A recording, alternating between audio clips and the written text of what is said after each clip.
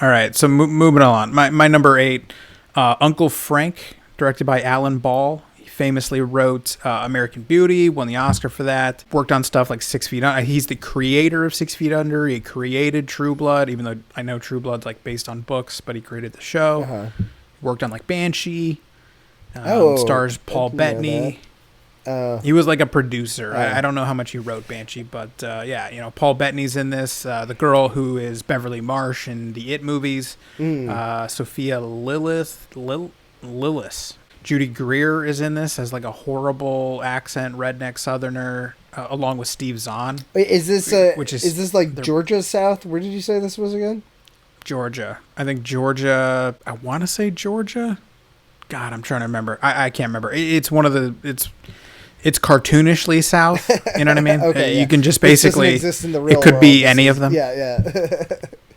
Yeah, it's great. It's I think that Peter Macdissey, who I think was in 6 Feet Under, plays Wally, who is kind of Paul Bettany's love interest, longtime partner, and he's great. He kind of stole the whole movie, but basically it's about Sophia Lillis. Beth is her character. She is kind of the only one in her Southern family that kind of clicks with her uncle. She's not really sure why, but they kind of share similar sensibilities. Paul Bettany is a college professor at NYU. College, I think he's a literature professor.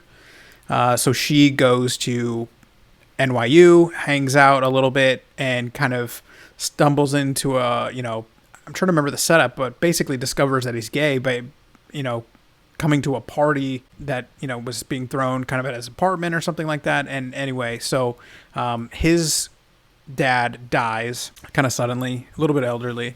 And then so they kind of, since they're both in New York together, they kind of carpool and head back down south to go to the funeral. Wally, Paul Bettany's husband, boyfriend, at the time, this is kind of a period piece. It's kind of set in the late 70s, I think. So obviously not the most, comfortable time probably for his lifestyle. So he's kind of dreading having to go back, seeing his family again.